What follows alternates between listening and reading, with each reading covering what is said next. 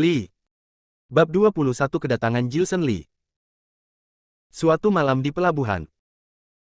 Suara tembakan itu beberapa kali memecahkan keheningan. Di sana terdapat seorang lelaki yang tertawa kencang. Lelaki itu memiliki postur tubuh yang kekar, wajah yang garang serta kepala botak. Di leher lelaki itu ada tato bergambar cakar naga. Saat seorang polisi sedang menyerangnya dengan pistol, ia memasang senyum garang lalu secepatnya ia menghindari peluru dengan membalikkan tubuhnya dan memiringkan lehernya. Setelah menghindari peluru, ia dengan cepat menunjukkan dirinya di hadapan polisi.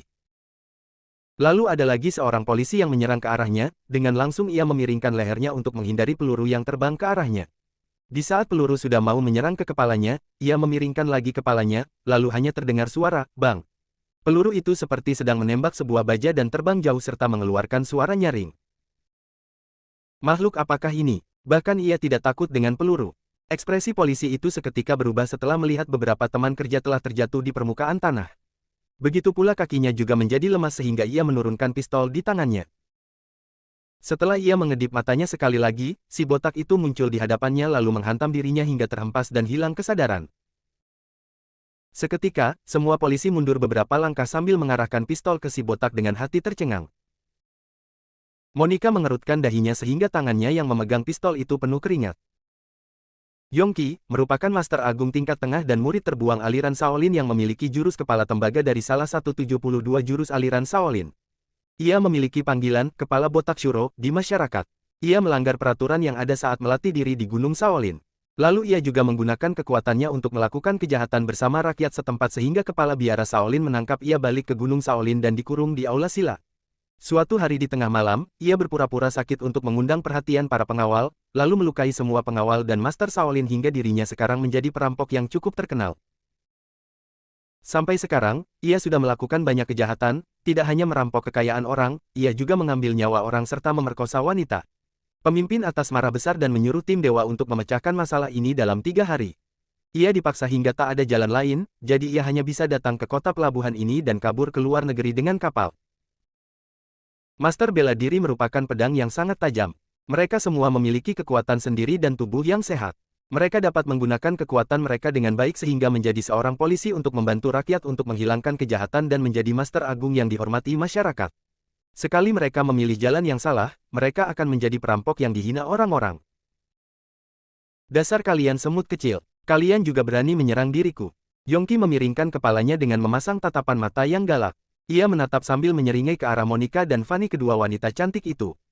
Ternyata di pelabuhan kecil seperti ini ada 2 polisi cantik. Sangat baik, tunggu diriku mengalahkan mereka semua, akan kubawakan kalian ikut pergi bersamaku, lalu aku baru menikmati kalian di atas kapal. Kamu jangan terlalu percaya diri, kita sini juga memiliki orang yang hebat. Fanny menyerang sekali ke arahnya, lalu diikuti dengan bayangan hitam. Orang hebat yang seperti apa? Yongqi memiringkan tubuhnya untuk menghindari peluru dan meremehkan bayangan hitam itu. Bayangan hitam itu adalah Rian Liu. Ekspresinya sangat serius dengan tatapan mata yang seperti kilat. Saat pelurunya menyapu dari sisi tubuh Yongqi, ia langsung menggunakan tangan naga untuk menangkap Yongqi. Wow, kamu memang orang hebat. Yongqi memiringkan tubuhnya sambil menatap Yongqi tercengang. Yongqi tidak berbicara. Sekali tangan naganya tak kena Yongqi, ia mengulangnya lagi.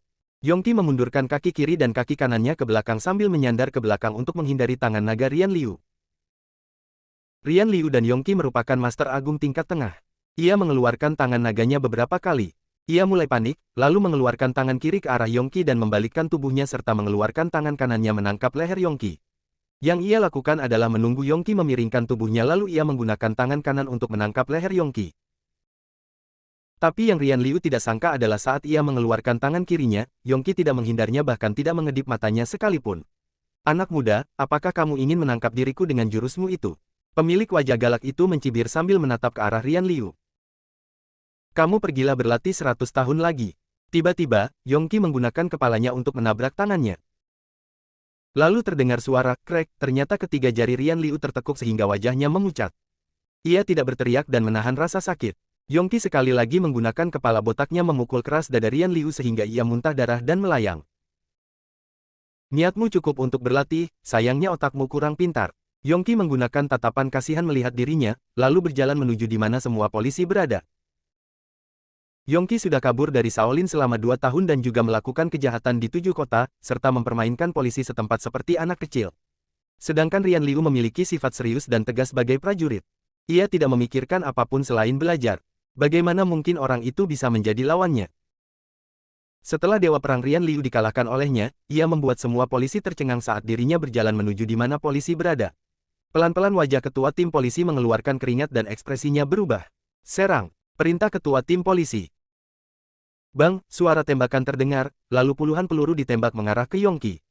Yongqi tersenyum garang sambil menatap ke arah Monica dan Fanny. Ia menendang lumpur di tanah untuk menghindari peluru yang menembak ke arahnya.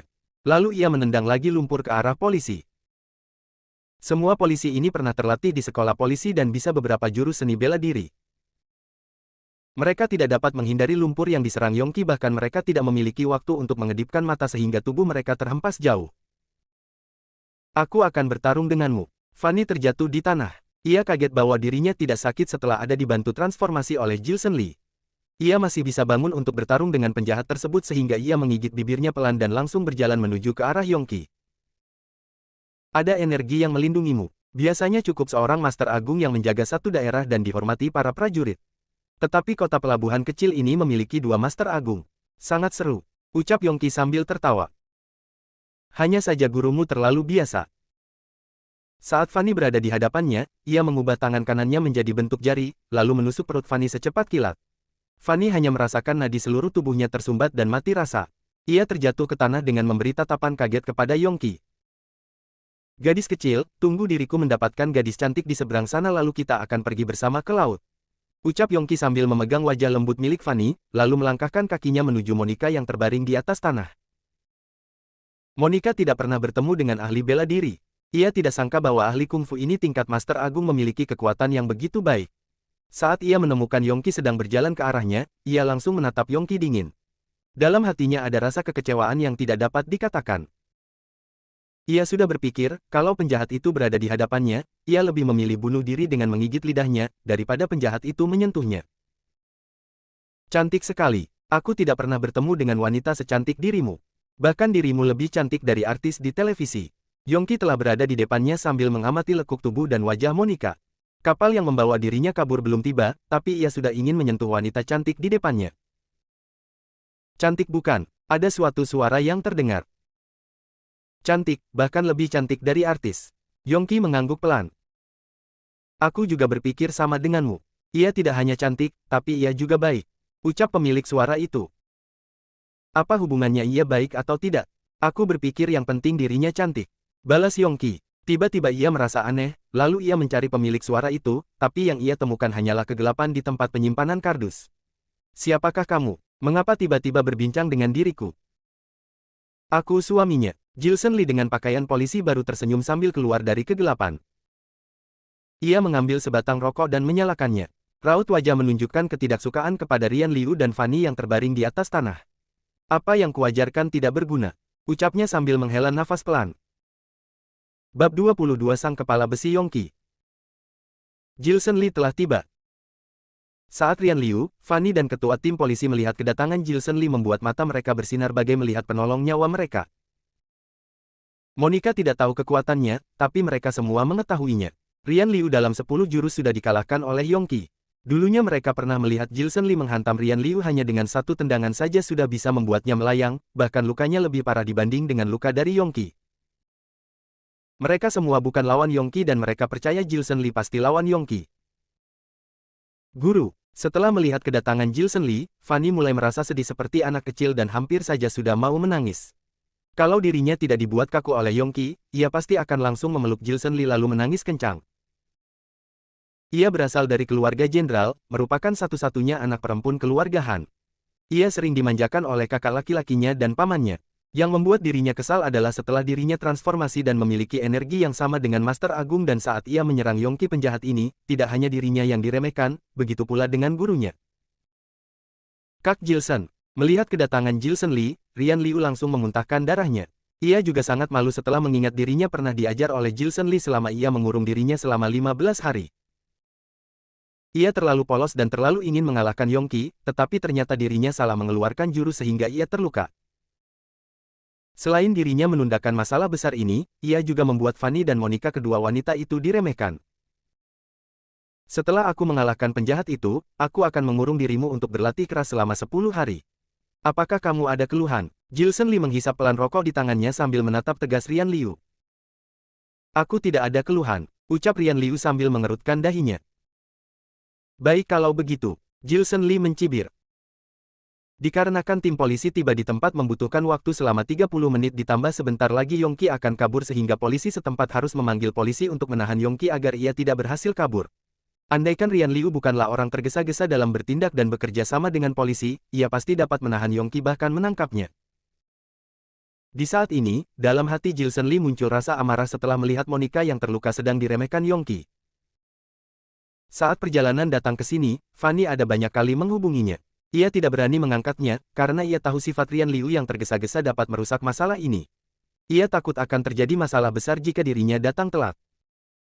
Untungnya, ia tepat tiba di lokasi. Fendi, tempat ini bukan tempat yang di mana kamu berada. Cepatlah kamu pergi. Melihat kedatangan Gilson Lee, Monica tercengang untuk reaksi pertamanya. Lalu ia mengerut dahinya pelan dan mengusirnya dengan nada dingin. Ia kira Gilson Lee adalah Fendi yang dulu, seseorang yang ingin dipandang tinggi sehingga memalsukan identitas sendiri sebagai orang hebat dan menipu orang kaya di kota, lalu membanggakan dirinya setelah mendapat jumlah uang yang banyak. Ia tidak percaya bahwa Gilson Lee ini bisa menjadi musuh Yongki. Ia hanya berpikir bahwa Yongki akan mengalahkan mereka semua. Ia juga sudah siap berkorban. Ia hanya berharap Gilson Lee dapat kabur dengan aman, lalu menyerah dengan sukarela setelah mendapat sejumlah uang. Fendi, kamu masuk penjara karena melakukan penipuan. Meskipun dirimu masuk penjara bertahun-tahun, tapi aku tetaplah istrimu. Aku akan menunggumu, tapi untuk sekarang mungkin tidak bisa. Salah diriku terlalu cuek kepadamu dan tidak menjaga baik dirimu sehingga kamu memilih jalan yang salah. Setelah kematianku, kamu harus menjaga dirimu. Meskipun Monica tidak mencintai dirinya, tetapi ia sangat baik. Melihat suaminya yang sekarang, ia merasa menyesal dan bersalah.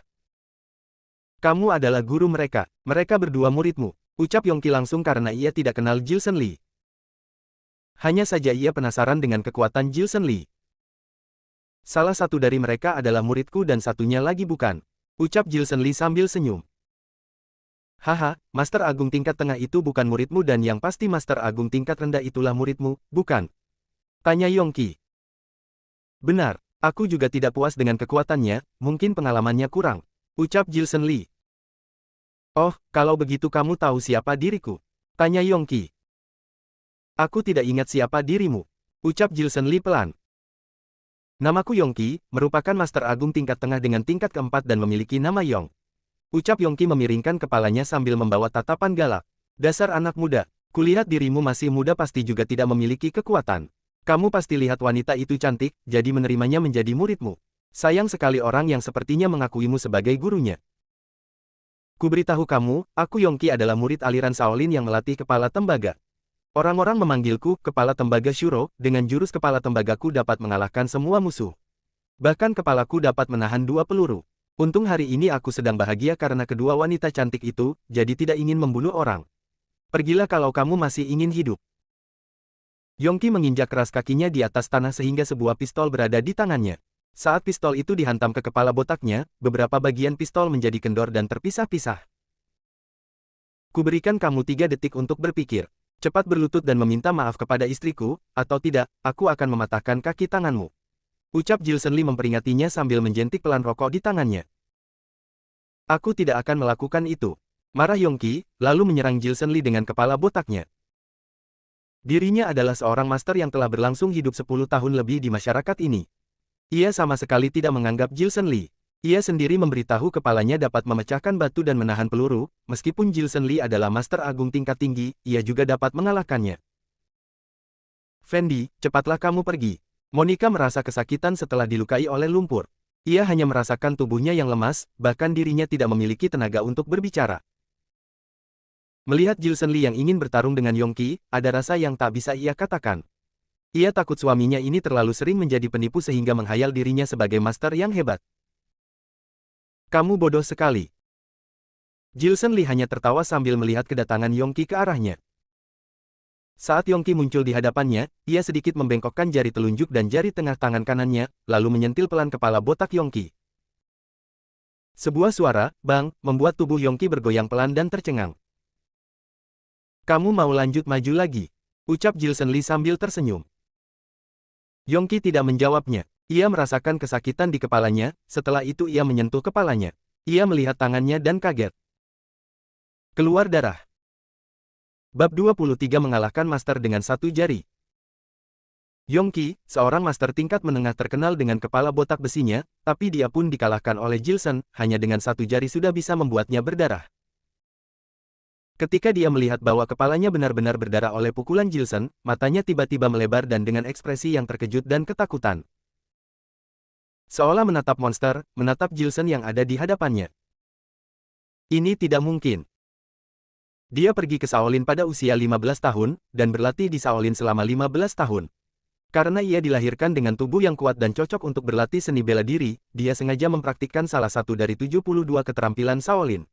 Kepala besinya itu adalah jurus yang telah dia latih selama beribu kali, batu bata saja bisa dihancurkan, bahkan peluru dapat dihentikannya.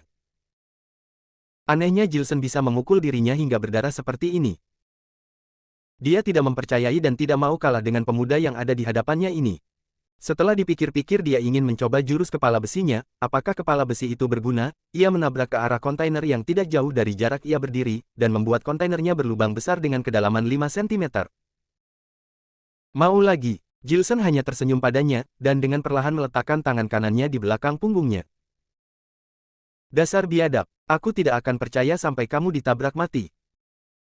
Yongki sangat marah, dia segera menghentakkan kaki kanannya di tanah sehingga bercak seperti laba-laba muncul di bawah kakinya.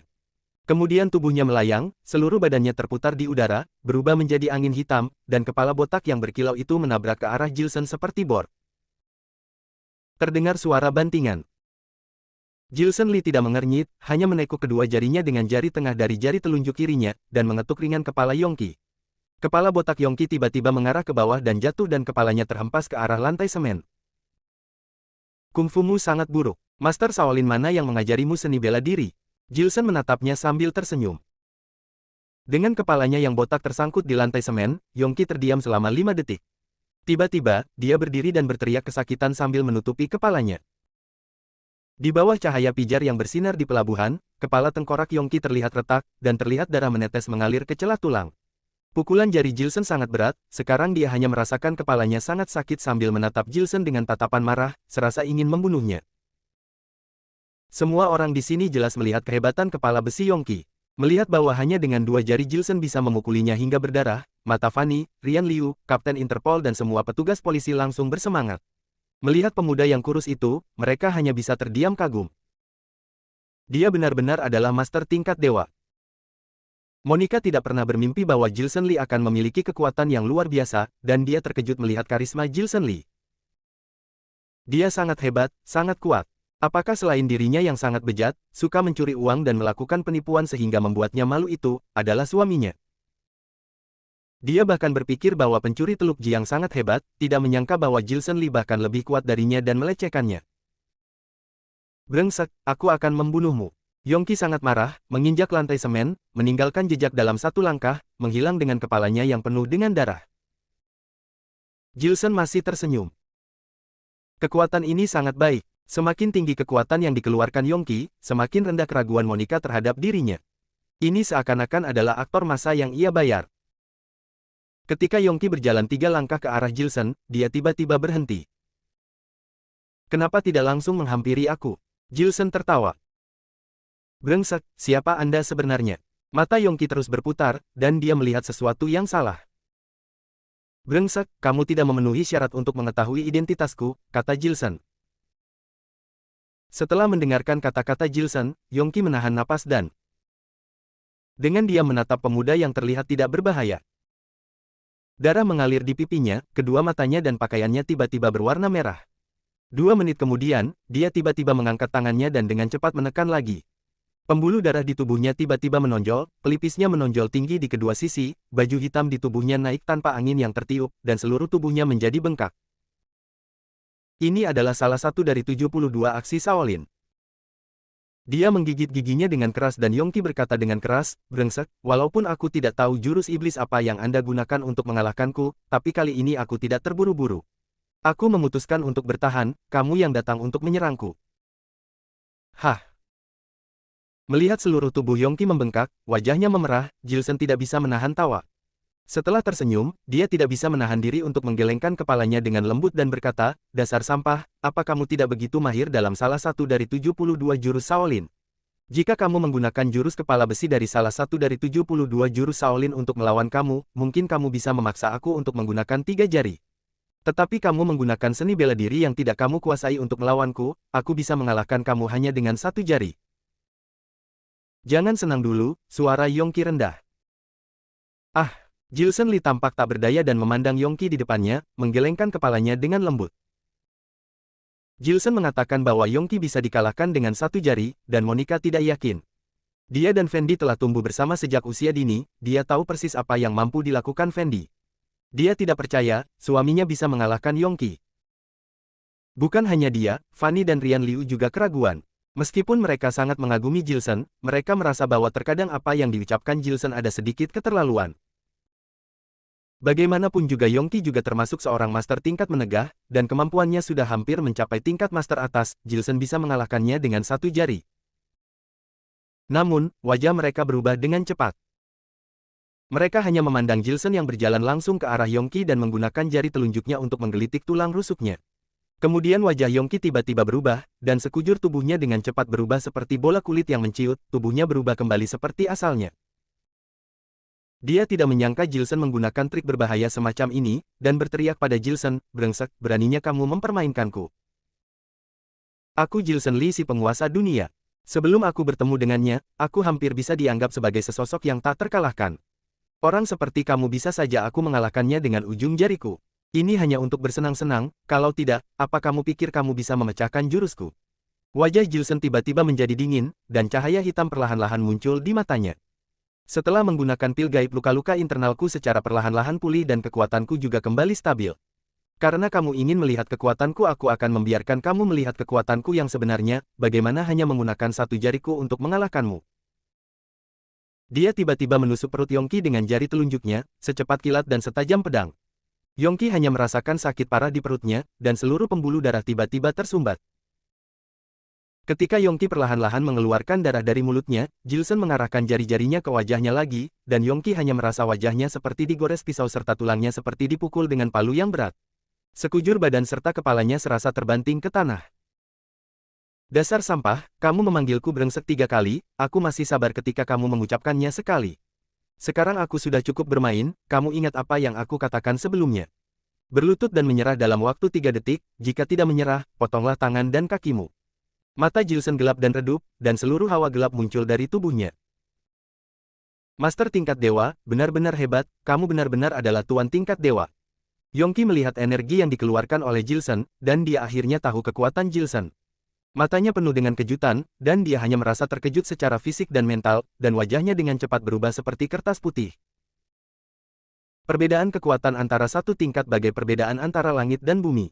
Sebagai master tingkat dewa, Jilsen si master tingkat dewa, bagaimana mungkin dia tidak takut padanya? Dia segera mengambil sepotong semen di tanah, dan melemparkannya dengan keras ke mata Jilsen, lalu badannya seperti panah yang tertembak langsung ke arah pelabuhan. Ingin melarikan diri. Dengan lambaian tangannya, Jilsen menghempaskan lumpur semen yang ada di depannya, dan melihat Yongki telah melarikan diri 10 meter jauhnya, dan mengumpulkan hawa hitamnya dari telapak tangannya. Kena. Di depan Monica dan semua petugas polisi, dia memukul hawa hitam dari jari telunjuknya, menunjuk langsung ke kaki kanan Yongki. Bab 24 Identitasku yang sebenarnya. Ah! Malam itu, Yongki menekuk lututnya dengan keras ke depan, dan kaki kanannya menghancurkan retakan di tanah, dan lantai semen di bawah lututnya pun retak. Pada saat ini, dia hanya berjarak 10 meter dari pelabuhan, berjuang 2 kali untuk jatuh ke laut. Dia melirik Jilsen Li dengan kesakitan, dan kaki kirinya yang tidak terluka mengerahkan kekuatan di tanah, dan dia terus ingin melarikan diri. Dengan tatapannya yang dingin, Jilsen menjentikkan jarinya dengan lembut, dan hawa hitam dengan cepat mengenai kaki kirinya. Yongki menjerit dan sekujur tubuh terhempas dengan rata di tanah. Dia tahu, ia telah menendang piring besi hari ini. Bertemu Jilsen Li, seorang master tingkat dewa, membuat dirinya tidak bisa untuk melanjutkan hidup. Tetapi keinginan untuk bertahan hidup mendorongnya untuk terus merangkak menuju pelabuhan. Kepalanya yang berlumuran darah, dan sepasang lutut perlahan berlumuran darah, ia merangkak dengan keras di tanah dan secara perlahan meninggalkan 2 garis noda darah. Untuk menghadapi orang jahat seperti ini, Gilson tidak pernah merasa menyedihkan. Ini adalah pencuri Teluk Jiang yang telah melakukan lebih dari selusin kasus dan membunuh selusin nyawa di tubuhnya. Bagaimana ia bisa mengasihani orang seperti ini, yang mengambil uang dan membunuh orang serta melukai istri orang?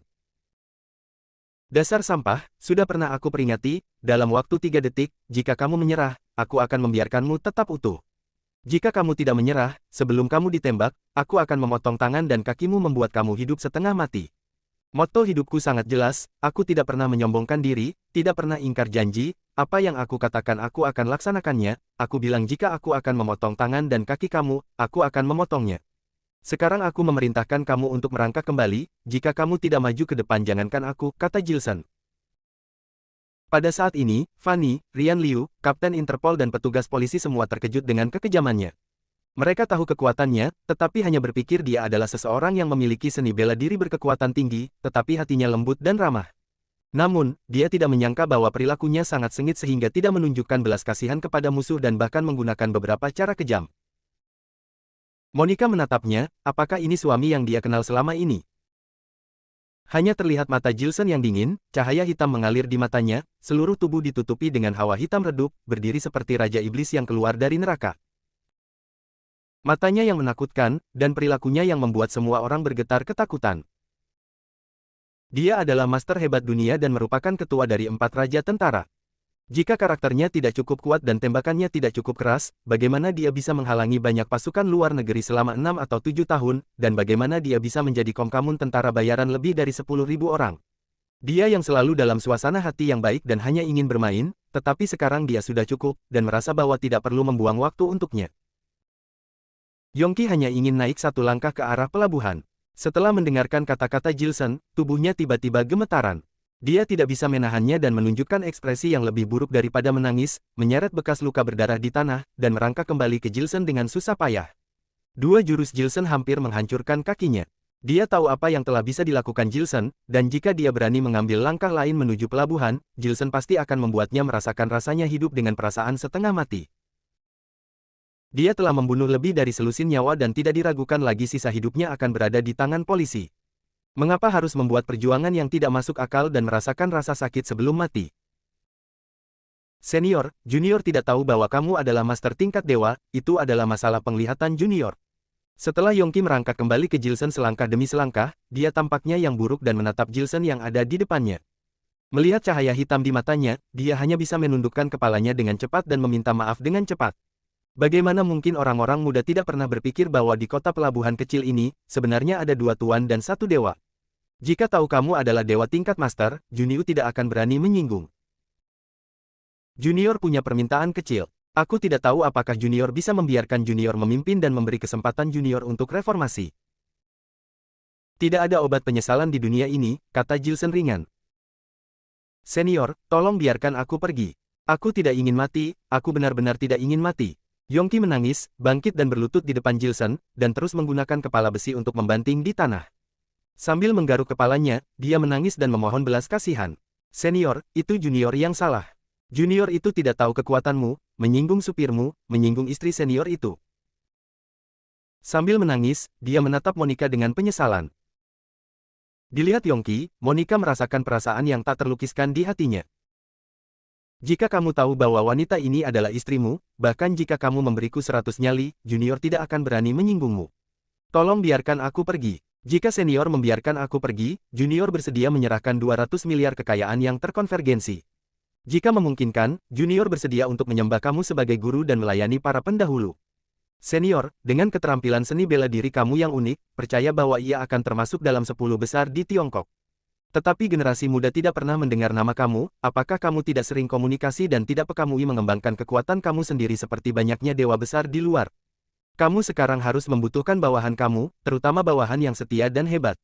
Dengan kekuatan generasi muda, selama kamu bersedia menerima aku sebagai muridmu, aku percaya kita akan merekrut beberapa orang di masa depan, dan itu tidak akan menjadi masalah untuk mencapai tujuan besar. Yongki mengertakkan giginya. Setelah mendengarkan kata-kata Yongqi, Fanny, Rian Liu dan semua petugas polisi melihat ke arah Jilson, Monica mengepalkan ujung pakaiannya, dan tidak tahu harus berpikir apa. Sebelumnya Jilson kekurangan uang, ia harus mengkamulkan koneksi Fanny untuk memasuki lingkaran kaya kota. Dia mendapat 290 miliar dari orang-orang kaya ini, dengan hasil panen yang baik, butuh kerja keras juga untuk mendapatkannya, dan kebaikan dari orang-orang ini juga harus dibayar kembali. Sekarang dia mengalahkan Yongqi, serta bersedia mengambil semua tabungannya untuk bertahan hidup. Hanya dengan satu kedipan mata, dia bisa mendapatkan 400 miliar lagi. Apakah dia akan menerima 400 miliar Yongqi ini? Melihat Luo Yongli mengulurkan kartu hitam luar negeri dari tubuhnya, Jilson sedikit menyipitkan matanya. Jika dia ingin kembali untuk membalas dendam di luar negeri, 290 miliar yang dia miliki sekarang tidak cukup. Akar tulang Yongqi juga cukup bagus, bahkan jika dia menggunakan dua jurusnya, lututnya belum dihapus. Dan orang ini sangat cerdas, seni bela dirinya jauh melebihi tingkat menengah, dan dengan samar menerobos ke ranah dewa kelas atas. Jika penghasilan kamu tinggi, kamu harus menjadi jenderal yang ganas.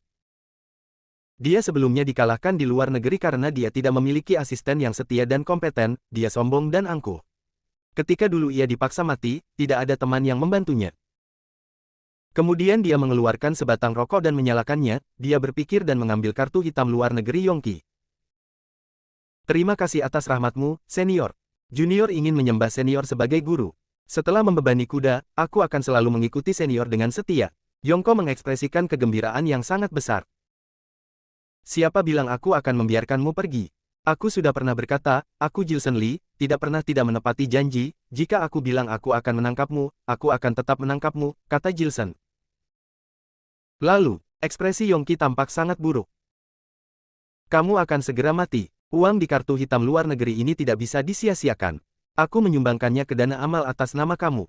Jilson tersenyum dan melempar kartu hitam dari tangannya, dan kartu hitam itu langsung mengarah ke arah Fanny, apa yang sedang kamu lihat? Kamu telah membunuh begitu banyak orang dan merampok begitu banyak orang kaya, dapatkah aku mengumpulkan beberapa kebajikan baik agar kamu memiliki kehidupan yang baik di kehidupan selanjutnya? Bahkan jika kamu tidak memberi aku kartu hitam ini, aku akan memilikinya untuk sementara waktu aku harus akan mencari tubuh kamu. Setiap kali aku mengalahkan lawan, aku harus menyalin rumahnya. Aku telah mempunyai kebiasaan ini selama bertahun-tahun. Ini juga salah satu cara bagi aku untuk mendapatkan uang sebagai tentara bayaran. Jilson mengambil napas dalam-dalam dari rokok di tangannya. Senior, bagaimana dengan kekuatanku? Dengan ekspresinya yang sangat buruk. Kekuatanmu lumayan, tapi aku masih tidak menyukainya. Aku memang butuh bantuan, tetapi tingkat master terlalu rendah, aku butuh bantuan tingkat dewa. Jilson tersenyum. Oh ternyata begitu. Yongqi hanya menatap dengan putus asa, berlutut di depan Julain, dan menundukkan kepalanya dalam-dalam. Ternyata ini masalahnya, kalau begitu jangan salahkan junior karena bersikap kasar. Tiba-tiba, kabut beracun terlempar dari punggung Yongqi. Jilson hanya menyeringai dan melambaikan tangannya untuk mengusir kabut beracun. Namun, pada saat ini, ada pisau tajam di belakang kabut beracun. Ekspresi Jilson tiba-tiba berubah, dan dia menyampingkan satu sisi tubuhnya, dan berkata, apakah itu bayangan artefak dari senjata tersembunyi di sini? Dasar anjing, meskipun kamu memiliki wawasan, aku ada sesuatu yang lebih kuat daripada ini. Yongqi menunjukkan cahayanya yang tajam, mengambil belati emas murni dan menikamnya. Pergi. Jilson menendangnya dengan kaki, dan Yongqi segera terbang keluar. Dengan sekali suara klik, belati emas di tangan Yongqi merosot ke tanah. Tapi itu masih agak lambat. Proyektor bayangan pasir Yongqi telah memotong pakaiannya, dan sepotong batu giok di lehernya dengan lembut tergelincir ke tanah. Jilson meraih tangannya dan meraih batu giok itu dengan lembut. Senior, apakah kamu orang keturunan keluarga Lu dari penguasa keluarga Dansi? Ketika Jilson meraih giok itu, namun yang Yongqi lihat adalah tulisan Lu dari bayangannya, sambil melihat dengan wajahnya yang tampaknya sangat terkejut. Kamu tidak punya hak untuk mengetahuinya. Jilson sedikit mengernyit, meletakkan batu giok di tangannya, dan berjalan ke arahnya langkah demi langkah. Aku Yongqi yang telah berada di Teluk Jiang selama lebih dari 10 tahun.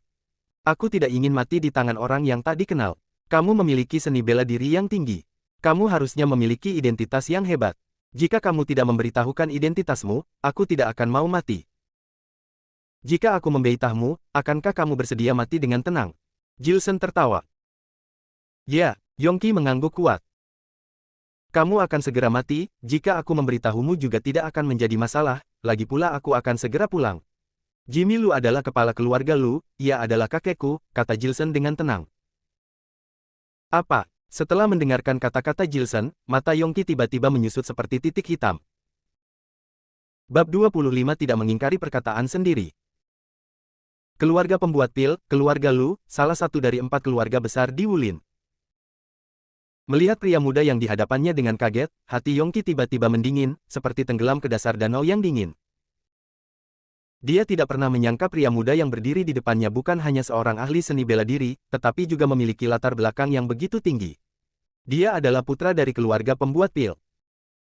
Dia tahu bahwa kepala keluarga Lu, yaitu kakek Jimmy seumur hidupnya hanya melakukan satu hal yaitu membuat pil, dikarenakan keseringan bersentuhan dengan bahan kimia sehingga menderita penyakit parah. Kesehatannya hari demi hari semakin buruk, dia berencana untuk mundur dari teritorial Teluk Jiang, dan orang-orang dikirim untuk mencari cucu-cucu yang berada di luar negeri selama 7 tahun, lalu untuk meneruskan gelar keluarganya, apakah dialah yang akan meneruskannya? Ini dia, pria ini adalah cucu yang dicari kakek. Margamu adalah Lee, dan namamu Jilson, Jilson Lee. Yongki bertanya dengan mencucurkan keringat dingin di wajahnya sambil menggigit giginya. Oh, aku sudah berkali-kali menyebut namaku, tidak bisakah kamu ingat? Jilson tertawa. Jadi kamu tahu, kakekmu. Suara Yongki tiba-tiba berhenti. Apa yang terjadi pada kakekku? Jilson Lee bertanya. Tidak apa-apa, Yong Lee mengerutkan kening, menundukkan kepalanya dan tidak berbicara. Sepertinya dia belum tahu apa yang sedang terjadi di rumahnya. Keluarga Lu, salah satu dari 4 keluarga besar di Wulin, memiliki posisi terkemuka di Teluk Jiang, dan memiliki pengaruh besar di Wulin. Jimmy Lu, kepala keluarga Lu, adalah pahlawan dan dikagumi oleh semua orang di Wulin. Dia dapat memiliki status seperti itu, dengan kehidupan yang sudah sempurna. Dia memiliki 7 anak, yang semuanya adalah anak perempuan. Anak-anak dari 7 putrinya semuanya adalah anak perempuan, hanya Jilson Lee satu-satunya cucu lelakinya. Mempunyai anggota keturunan lelaki yang sedikit, kenyataan ini sepertinya sedikit susah diterima oleh keluarga terkemuka.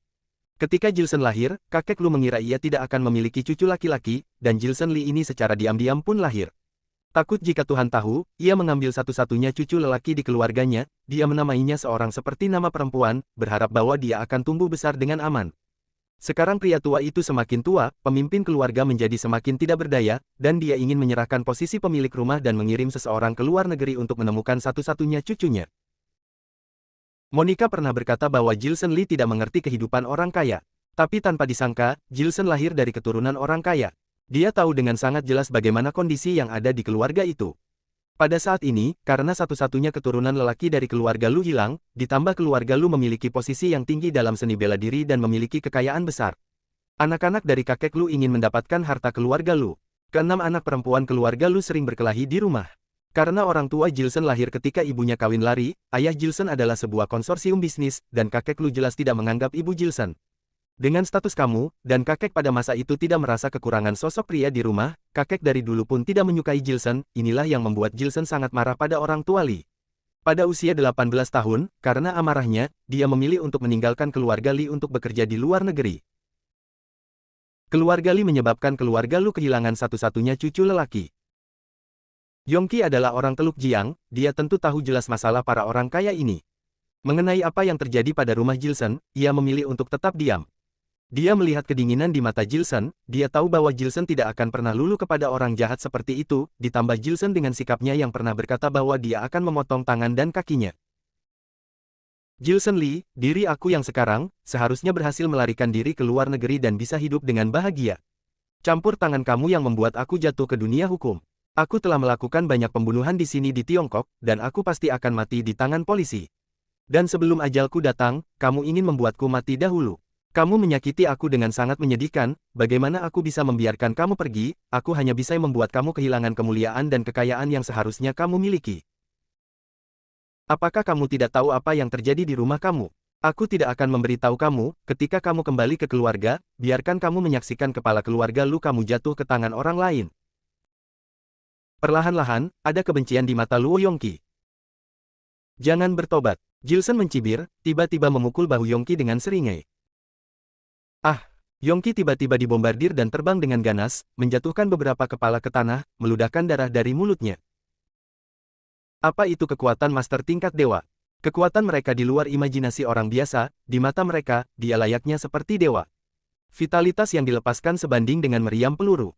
Jilson yang marah ini mengerahkan kekuatannya dan langsung mematahkan bahu Yongki. Dia melakukan apa yang dia katakan, mengatakan bahwa jika tangan dan kaki Yongki akan hilang, itu akan benar-benar terjadi. Tidak ada belas kasihan di hatinya terhadap orang jahat seperti itu. Melihat penampilan Jilson yang dingin dan kejam, Fanny, Rian Liu, dan Kapten Interpol semua merasakan semacam kedinginan di sekujur tubuh mereka. Tidak heran dia telah bisa bermain di luar negeri selama bertahun-tahun, dan dia telah menembak dengan begitu kejam. Musuh-musuhnya tahu bahwa dia sangat ganas, siapa yang berani menyerbunya. Tentara bayaran selalu kejam, dia bahkan lebih kejam daripada tentara bayaran biasa, bisa dibilang ia adalah raja dari tentara bayaran. Sabar, masih sisa satu tangan dan dua kaki. Mengikuti beberapa langkah, Jilson mengumpulkan hawa chi dari telapak tangannya lagi. Tuan Li, Master Li, penguasa dunia, aku mengaku salah, aku benar-benar tahu kesalahanku. Tolong biarkan aku pergi, tidak, tolong bunuh saja aku, jangan menyiksaku seperti ini lagi. Yongko menangis, ia tidak bisa menahan tangisannya, dan bersujud di tanah untuk memohon ampun kepada Jilson. Dia pasti akan mati di tangan polisi, dan dia harus mendapat penderitaan kejam seperti ini sebelum dia mati. Sudah aku bilang, tidak ada obat penyesalan di dunia ini. Mata Jilson terpancar cahaya hitam, dan hawa hitam tebal itu perlahan-lahan terkumpul di telapak tangannya. Apa yang dia pikirkan ketika dia membunuh istri orang berserta anak kecil yang tidak berdosa? Orang-orang seperti itu tidak layak diampuni. Di satu sisi, Monica tampak kaget pada saat ini, namun Jilson hanya tersenyum padanya. Amitabha. Tiba-tiba, suara tenang dan damai datang dari kegelapan. Suara itu tidak kuat, tetapi suaranya dalam, dan suara itu nyata, seolah-olah terdengar sangat jelas di telinga manusia. Mendengar suara ini, Jilson menyimpan hawa yang ada di telapak tangannya dan mencari sumber suara. 9 biksu keluar dari kegelapan, mereka semua bersinar dan memegang tongkat zen emas. Tatapan matanya sedikit berubah, 9 biksu memiliki 5 master tingkat tinggi, 3 master tingkat menengah, dan 1 master tingkat dasar. Mereka adalah biksu yang diutus datang dari Shaolin. Amitabha, kamu sungguh orang baik, para biksu miskin sangat mengagumimu. Biksu itu tidak bersendawa atau berbicara dengan sia-sia. Biksu yang malang berbicara singkat. Ketua tingkat tinggi mengkamung Jilson sambil tersenyum dan melipat tangannya. Yongki adalah orang yang kamu utus, dia orang yang cukup waspada dan licik. Dia telah melukai banyak guru dari sekolah Shaolin dalam 2 tahun terakhir. Dia telah mempunyai dosa yang cukup berat. Kami telah menangkapnya. Sekarang setelah dia ditangkap oleh kamu, biksu miskin memiliki permintaan tanpa ampun. Beri kami kesempatan membawanya kembali ke Shaolin untuk diurus. Orang bijak yang miskin bersedia untuk menjalin hubungan yang baik dengan kamu. Jika kamu membutuhkan kami di masa depan, kami akan bersedia membantu. Serahkan Yongki padaku. Angin bertiup. Seorang pemuda berseragam polisi berdiri di depan Li Qingchuan dan membuka tangan kanannya langsung ke arah Jilson. Melihat pemuda ini, wajah Fanny, Rian Liu, dan Kapten Interpol berubah sesaat, dan bahkan wajah Monica juga berubah. Terlihat pemuda berseragam polisi dengan piagam bintang di setiap sisi bahunya, ekspresinya dingin dan tubuhnya memancarkan karisma seorang master. Dia adalah ketua kelompok Dewan Kepolisian Tiongkok. Kelompok Dewan, total 7 tuan, semuanya adalah tuan tingkat tinggi, dipilih dari berbagai departemen di Tiongkok. Ini adalah pertama kalinya Fanny, Rian Liu, Kapten Interpol dan Monica melihat orang-orang dari kelompok Dewan. Yongki mampu menarik orang-orang dari kelompok Dewan, dan mereka semua terkejut. Kelompok Dewan, semua anggota kelompok menikmati perlakuan menteri, mereka memiliki kemampuan untuk memobilisasi tentara dan secara khusus bertanggung jawab untuk menangani kasus-kasus paling sulit di Tiongkok. Mereka memiliki kekuatan besar di Tiongkok. Sekarang, Jilson ingin menghilangkan tangan dan kaki Yongki, dan para biksu Shaolin serta anggota kelompok dewa semua datang untuk meminta bantuan. Dia sedikit mengernyit. Donator, kamu sudah membuat kontribusi. Yongki ini adalah peninggalkan Shaolin kita. Tolong beri Yongki kepada kami. Master Shaolin tersenyum.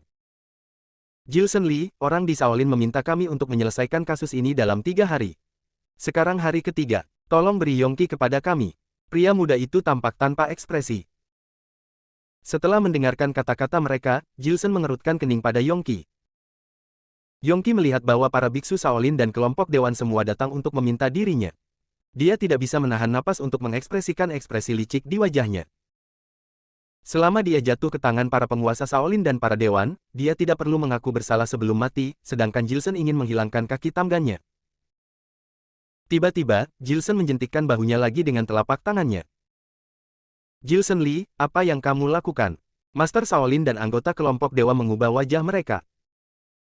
Aku Jilson tidak akan mengingkari ucapan sendiri, aku bilang akan mematahkan tangan dan kakinya, maka aku akan melaksanakannya.